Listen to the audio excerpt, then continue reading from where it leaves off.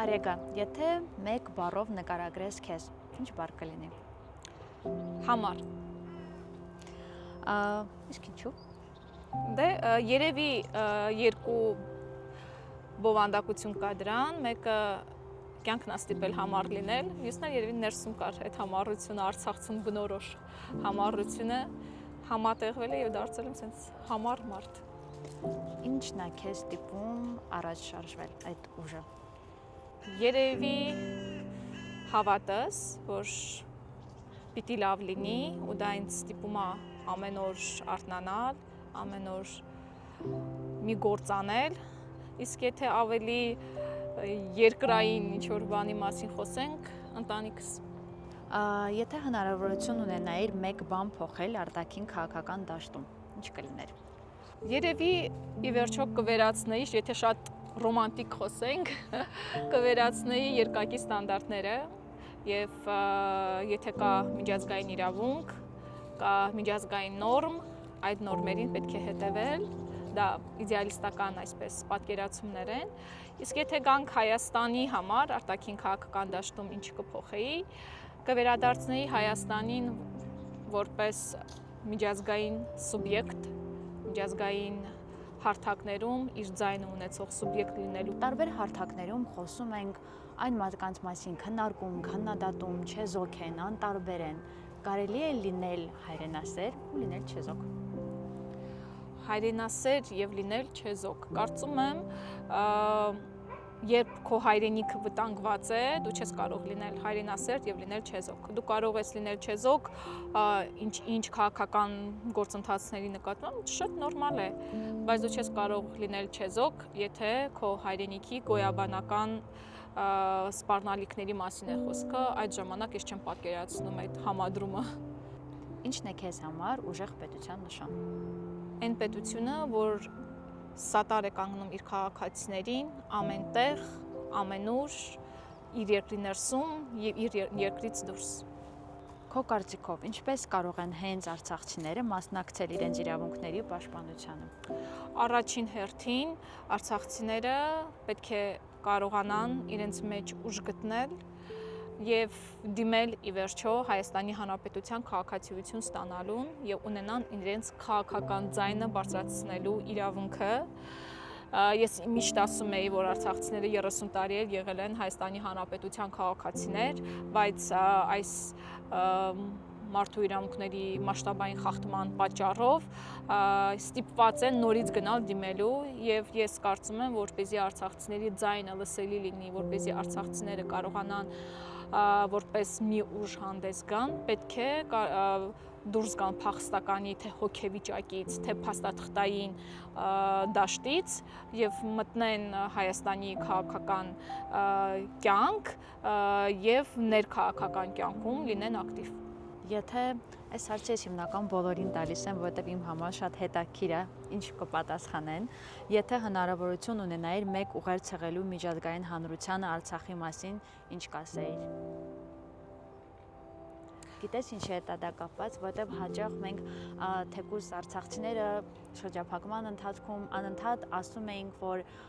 աշխարհը մեզ չի լսում ու ընդհանրապես բոլոր կոնֆլիկտների տարբեր պետություններում այդ հարցը կա, որ ժողովուրդը միշտ ասում են մենք գոռում ենք աշխարհը մեզ չի լսում։ Աշխարհը չի լսելու մեզ, քանի դեռ մենք որպես պետություն ուժեղ չենք եւ դա նորմալ է, որովհետեւ դու պետք է քեզանից մի հատ կայացած պետություն ներկայացնես, որպեսզի աշխարհը քեզ հետ հաշվի նստի։ Դա ռեալ պոլիտիկի մասին է խոսքը, բայց մյուս կողմից էլ ես որպես արցախցի իրոք արդեն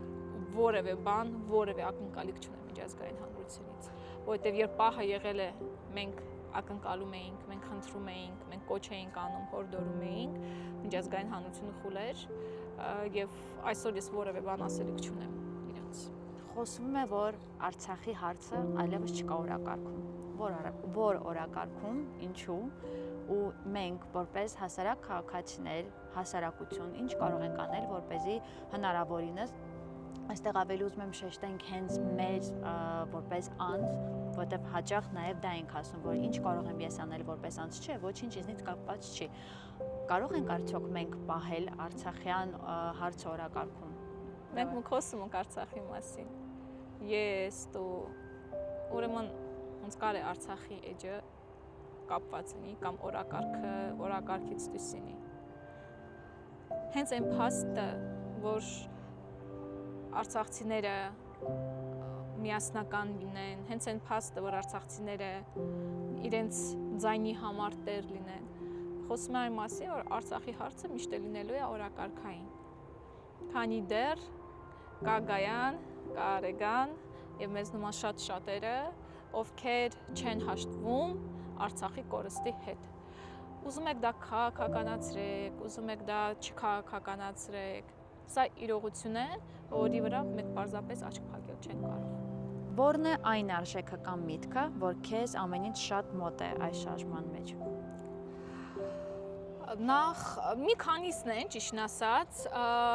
նախ հենց շարժման հիմնադրման սկզբունքներն են՝ ի պաշտպանություն հայ առաքելական եկեղեցու, ի պաշտպանություն մեր ազգային ավանդույթների, մեր ազգային սիմվոլների, հիմքը գաղափարը շարժման ինձ համար շատ հոգեհարազատ է մեր հայրենիքի համար տեր կանգնելու։ Եթե խոսում եմ մեր թիմի ներսում, արժեքների մասին, ինձ թվում է մեր թիմը շատ դրայվ կա մեր թիմի մեջ, գուցե դա պայմանավորված է նաև նրանով, որ առանցքը, կորիզը երիտասարդներ են, հայրենասեր երիտասարդներ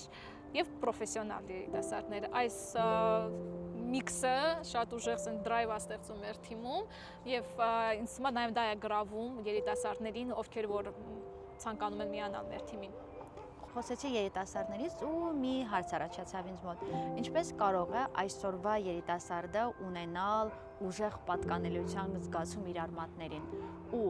խոսենք մի քիչ երիտասարդական լեզվով, թրենդային է արդյոք։ Իրականում ես մի քանի օր առաջ հենց մտածում էի, թե ինչքան եմ ես ինքս կարճած իմ հողին։ Չգիտեմ ինչից է դա գալիս, անկեղծ, ես կարճած եմ եղել ու հիմա էլ կարճած եմ Արցախի հողին։ Ու ես չեմ հասցրել հրաժեշտ տալ։ Ու անդադ ես միգուցե ինձ մեղադրում եմ, որ չեմ հասցրել հրաժեշտ տալ, բայց գուցե նրա համար է, որ շտով կհանդիպենք եւ երիտասարդներին այդ թրենդային, չգիտեմ ինչ տերմիններ ուզում եք օգտագործեք, ես կարծում եմ, որ երիտասարդներն էլ թող շրջեն ամբողջ աշխարհով, տեսնեն աշխարհի բոլոր հրաշքները, գեղեցկությունը, բայց հողին կարճած լինեն։ Դա չգիտեմ, ներքուստ է գալիս, ինչ է գալիս, բայց ես ինքս այդպեսին եմ։ Եթե այս հարցազրույցը նայի մի երիտասարդ, ով դեռ չի որոշել միանալ որևէ նախաձեռնության, ինչ կասեի նրան, ինչու արժե միանալ հենց մեր ձևովին։ Հա, ես շատ եմ սպասում հենց այդ երիտասարդին, ով որ լսում է, որ ինքը միանա մեր ձևովին, հենց իրան, որովհետև մեր ձևովը երիտասարդական թիմ է, մեր ձևովը արժեքահեն թիմ է, մեր ձևովը պրոֆեսիոնալ թիմ է եւ մինչև վերջը գնացող թիմ է։ Այնպես որ եթե այս կատեգորիաների մեջ այդ երիտասարդը տեսնում է իրան, մենք իրան եւս տեսնում ենք մեր թիմի այս puzzle-ի մեջ իր մասնիկը, որպեսզի ինքը լինի ու իր անփոխարինելի մասնիկը ինքը կլինի հաստատ։ Որն է այն քայլը, որ յուրաքանչյուր հայ կարող է անել պահպանելու կամ զարգացնելու իր ինքնությունը։ Առաջին հերթին ինքը անհատապես պետք է ինչ-որ ձևով կապված լինի հայ առաքելական եկեղեցուն, որտեղ համարում եմ, որ հայ առաքելական եկեղեցին մեր ինքնության անփոխարինելի հենասյունն է։ Երկրորդ կարծում եմ, որ կարողանա ստեղծել հայկական ավանդական ընտանիք։ Ես համարում եմ, որ այսօր Հայաստանում դեմոգրաֆիական խնդիրները շատ բարձր մակարդակի վրա են եւ շատ լուրջ են, կարելի ասել մեր ազգային անվտանգության սպառնալիք է այսօր մեր նվազող բնակչության թիվը։ Այս երկու բանը երևի եկեղեցի եւ ընտանիք որ մեր ինքնության հենասյուներից են ու պետք է դրանց խնամենք, խնայենք, պահպանենք, որպեսզի կարողանանք պահպանել մեր ինքնությունը։ Երբ հիմա խոսում ես Արցախի մասին, առաջինը ի՞նչն է գալիս քո մտքին։ Ինքան բան է գալիս, բայց լավն է գալիս, վատը չի գալիս, ուրախությունն է գալիս, իմ ուրախ օրերն են գալիս Արցախում։ Իմ մանկությունը, աշխարհի ամենաանհոգ մանկությունը պատերազմից հետո, համատարած աղքատությունը Արցախում, բայց մենք երջանիկ էինք, շատ երջանիկ էինք։ Երևի իմ կյանքը առհասարակ Արցախում, հենց որ խոսում եմ Արցախի մասին, դա է գալիս, որը որ կարծես թե քիչ կիսատ մնաց, բայց ինչպես ասեցի, ես հրաժեշտ չեմ տվել, գուցե նրա համար, որ հետագայում այնտեղ դեռ կյանք ունենամ էլի։ Ես գիտեմ ու վստահ եմ, որ ես ու դու դեռ իրար շատ ենք հանդիպելու, բայց որպես կանոն միշտ վերջում ասում եմ, որ հաջորդ մեր ինտերվյուն, հաջորդ ինտերվյուներից մեկը, այդպես ասեմ, թող լինի Արցախում, հրապարակում, տեղն էլ ենք արդեն պայմանավորվում։ Պիտաչոկում։ Այո։ Կինանք Պիտաչոկում մի կրուկ տանք հրապարակավը։ Всё։ Всё։ Հա։ Всё։